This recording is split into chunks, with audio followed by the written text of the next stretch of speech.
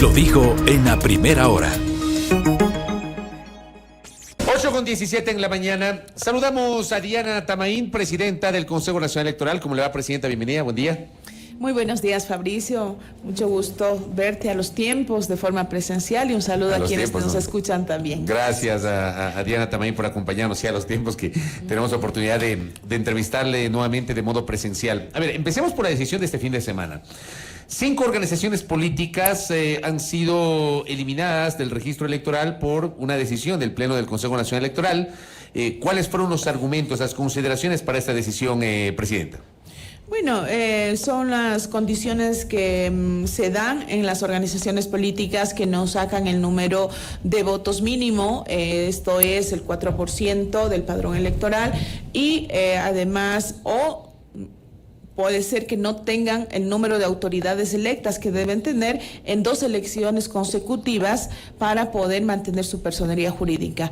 En ese sentido, nosotros habíamos planteado la posible desaparición de 8 organizaciones políticas, pero siguiendo el debido proceso de presentar su derecho a la defensa, los argumentos que podíamos nosotros considerar o reconsiderar. El día viernes se dio el día sábado fue la eliminación de 5 partidos políticos, que es Fuerza EC, Justicia Social, Unión Ecuatoriana, Ecuatoriano Unido y Concertación. ¿Qué implicaciones tiene esta decisión, además de la eliminación como tal de estas organizaciones políticas? Bueno, en primer lugar, en el caso de quedar en firme, digo en quedar en firme porque las organizaciones políticas tienen derecho de apelar esta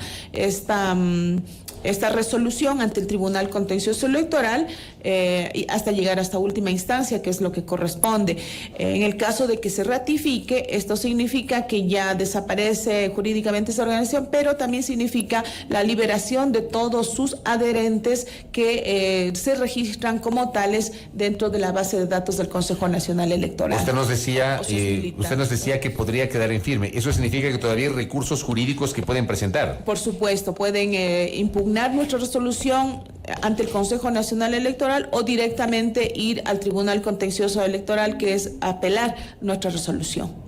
Y esto pasa por primera instancia, llega ante el juez de primera instancia, y si no están conformes con la sentencia del juez, pasa a la última, que es para que decida el Pleno del Tribunal Contencioso Electoral. En cuanto a plazos, ¿de cuánto estamos hablando hasta que la autoridad electoral ya tome una decisión en firme? Bueno, el contencioso electoral tiene sus propios plazos. Una vez que una vez que ingresa a secretaría, tienen que proceder al sorteo. Una vez que sortean, el juez ponente o el juez donde recae esta causa tiene que admitir, y ahí se toma su tiempo. Y una vez que admite, mira la posibilidad, si les solicita presentar más documentos, más información, y de ahí tiene 15 días para pronunciarse.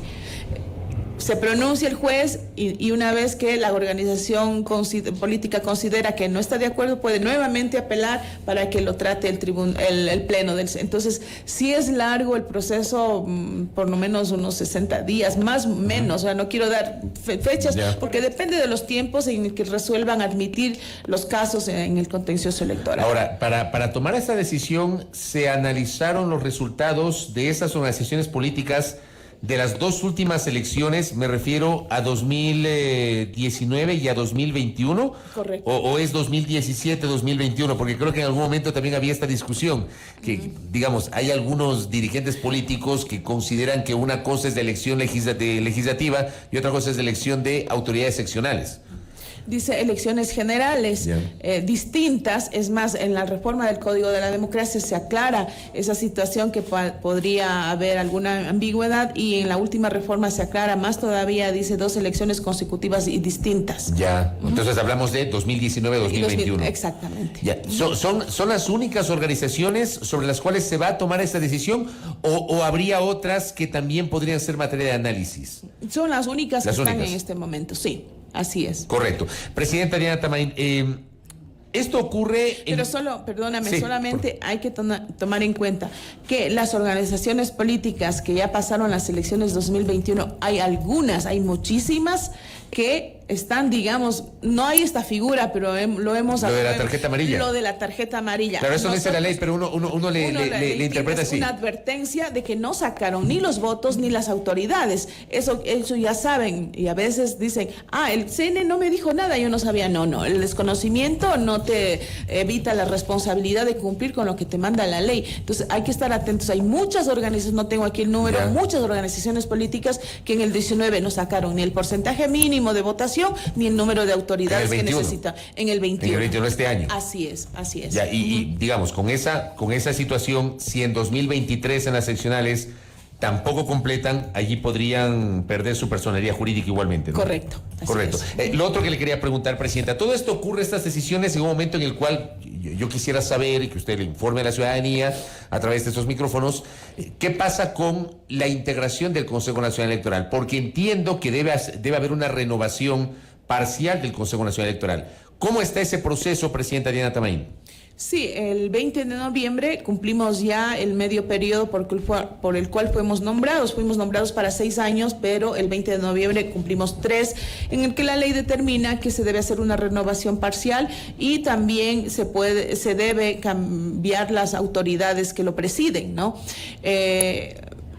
Pero esta renovación lo lleva adelante el Consejo de Participación Ciudadana y Control Social, el cual ya inició el concurso para nuestros reemplazos y ha determinado en su reglamento que este cambio, el reemplazo sería una vez que ya se haya definido quiénes son los ganadores, o el sorteo sería después del 20, dice el reglamento, y nosotros consultamos también al procurador, pese a que ya había un pronunciamiento anterior, de qué pasa con las autoridades que estamos ahora electas y no sabemos quién se queda y quién se va.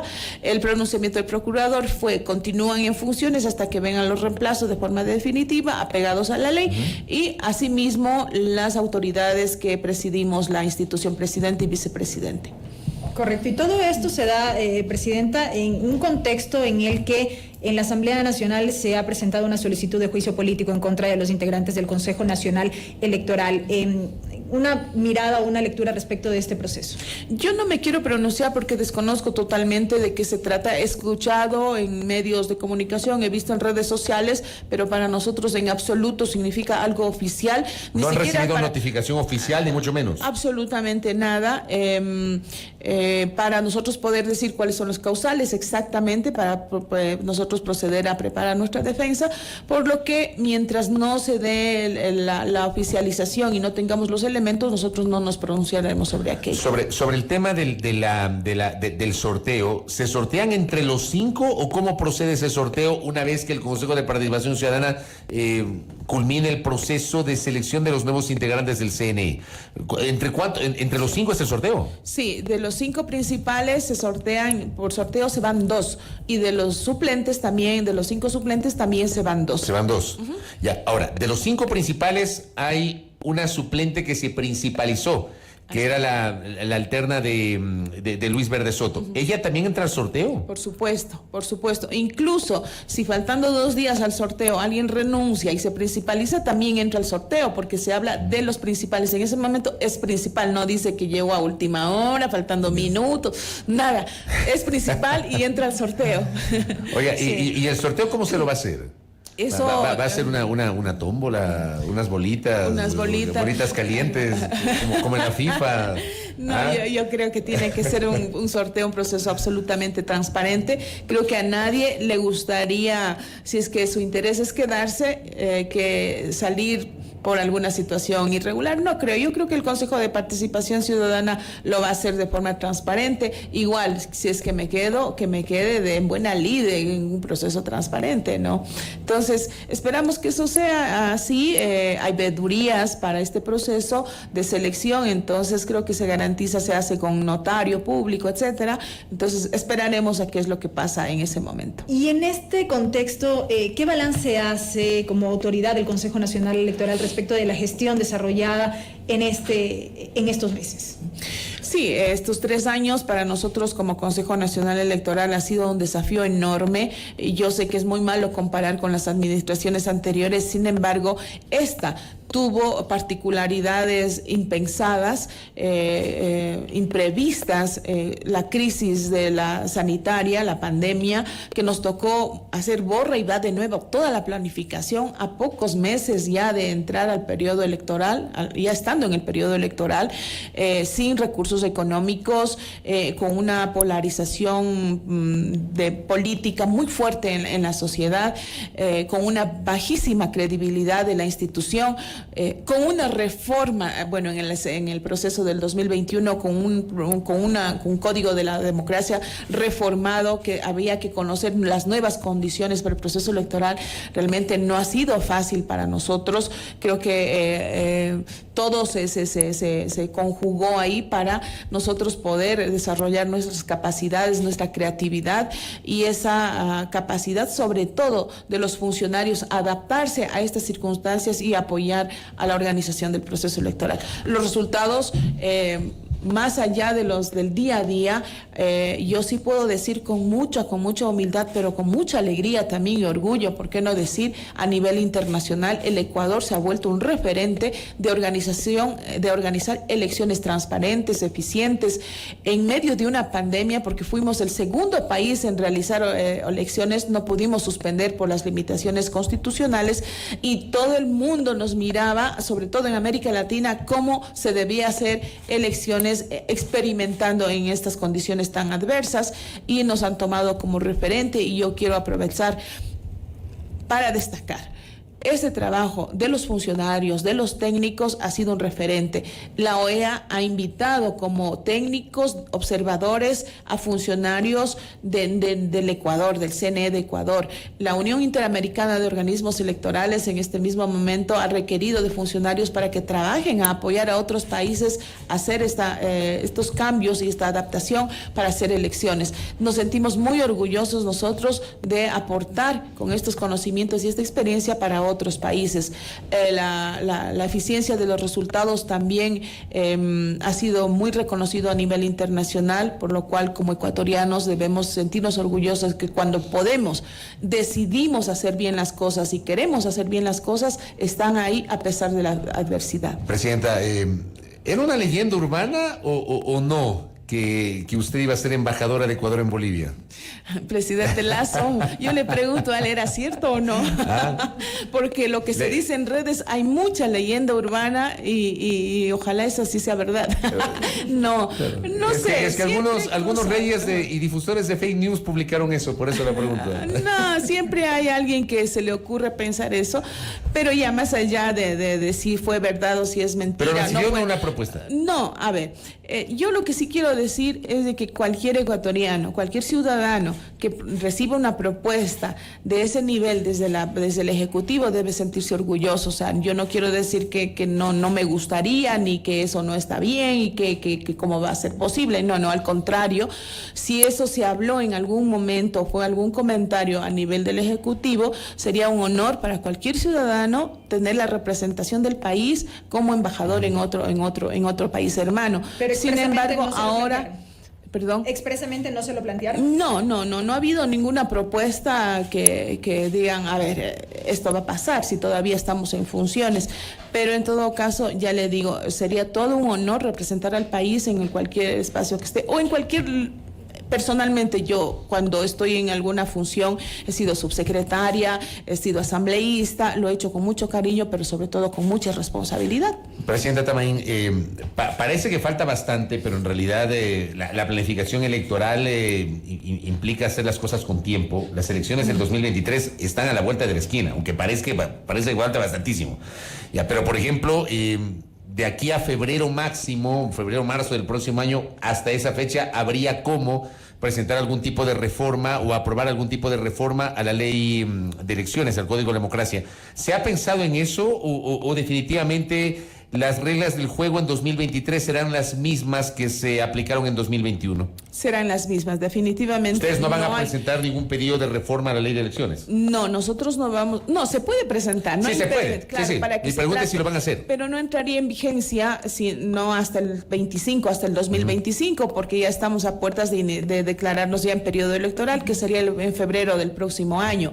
Pero sí hay algunas iniciativas que nos gustaría a nosotros presentar. También he escuchado y estamos esperando, nos han pedido comparecer ante el Pleno del CNE, Corporación Ciudadana, que preside Rudy Hidalgo, que tienen algunas propuestas de reforma, y creo que con este ejercicio que ya pasamos en el 2021 hay algunas cosas que se debe ajustar dentro del Código de la Democracia. ¿Qué tipo de cosas, por ejemplo, se podría ajustar o se debería ajustar? Por ejemplo, algo muy sencillo, pero muy pequeño, pero súper importante. El haber puesto en la ley que los debates son obligatorios, que está bien, pero haber puesto 3 semanas antes de las elecciones. Eso a nosotros nos puso un candado terrible, que por la pandemia nos pedían aplazar elecciones, cambiar de fecha, y no se podía hacer eso porque si se movía, no cumplíamos con la ley y se podía invalidar la elección. Y además eso es otro candado que te impide mover fechas cuando sabes que tienes una fecha fatal de posesión de autoridades del 24 de mayo. Entonces, temas como esos que tranquilamente podían haber sido reglamentados o dejar abierto para que se adapten, es lo que nos hizo algo de ruido en el desarrollo y en el del calendario electoral. Y otros temas que quedaron pendientes, reforzar más el tema de la sanción por violencia política de género, habría que discutir un poco más, y temas como estos y otras iniciativas que seguramente vendrán desde la ciudadanía. Siguiendo en el tema de las seccionales, ¿cómo se están organizando para el efecto? ¿Cuándo iniciará formalmente ya la planificación como tal? Bueno, realmente ya estamos trabajando en planificación, la gente ya se está reuniendo en las diferentes provincias. Nos preocupa porque estas próximas elecciones, como ustedes saben, toca elegir dignidades nacionales de los miembros del Consejo de Participación Ciudadana. Casi son 2 elecciones paralelas o juntas, porque se tiene que calificar los méritos para que puedan ser candidatos al Consejo de Participación Ciudadana, y esto toma muchísimo tiempo. Tendremos que revisar reglamentos, tendremos que revisar instructivos para que sea un poco más ágil, y seguramente habrá muchos candidatos, y los tiempos de resolución en el Tribunal Contencioso Electoral también nos preocupan, por lo que ya estamos trabajando en los tiempos que se debe de dar para cada una de las fases del proceso electoral. Ya estamos trabajando en eso realmente. Quiero cerrar esta entrevista preguntándole a Diana Tamain.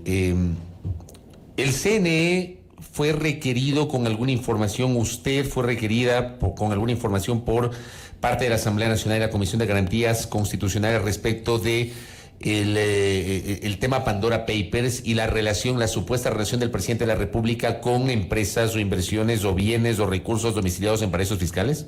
Así es, nosotros comparecimos, o personalmente yo comparecí como presidenta, a entregar toda la información sobre la calificación de la candidatura del binomio Lazo Borrero, en el que nosotros asumimos hasta donde nos da la competencia que corresponde al Consejo Nacional Electoral.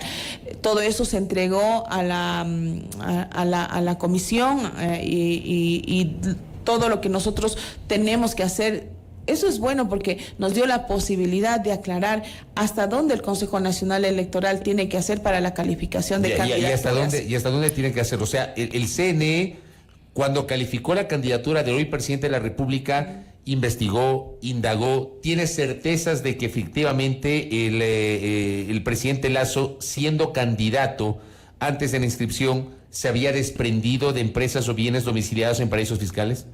A nosotros no nos corresponde indagar e investigar, a nosotros nos corresponde mirar que cumplan los requisitos y calificar.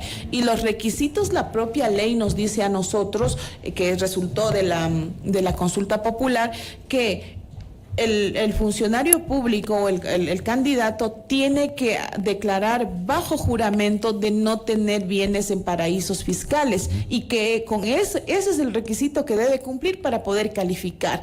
En ningún momento dice el CNE tendrá la responsabilidad de investigar si cumple o no con este requisito. Entonces, Por eso es que todos los candidatos hacen declaración juramentada sobre eso y se les califica porque se supone que la declaración fue de buena fe y sabiendo las consecuencias jurídicas que puede traer y que no le corresponde al CNE a futuro, ¿no? Entonces, el requisito fue presentar la declaración juramentada. Nosotros verificamos que efectivamente sí lo hizo para todos los candidatos. Declaración juramentada y para de contar, ustedes no tienen otra competencia. Así es, eso dice la ley y tenemos que cumplir en lo que corresponde al funcionario público, solo puedes hacer lo que te permite la ley. Ese es el requisito. Correcto. Así es. Correcto. Presidenta, gracias por el tiempo y por la gentileza. Muy amable. Gracias, muy buenos días. Algunos temas de este diálogo con Diana Tamaín, la eliminación de organizaciones políticas, la planificación de cara a las elecciones que se avecinan. No se va a promover ningún tipo de reforma legal para las elecciones de 2023. Nos ha hablado también del proceso de renovación parcial del Consejo Nacional Electoral por sorteo. 2 de los 5 consejeros principales y 2 de los 5 consejeros suplentes tendrán que salir por sorteo, nos ha explicado. También le hemos preguntado el tema de Pandora Papers y obviamente cuál fue el papel del CNE en el momento de la calificación de la candidatura del actual presidente Guillermo Lasso. Gracias a nuestra invitada, 8 de la mañana, 37 minutos aquí en A Primera Hora. Primera plana. Todas las noticias, todas las voces.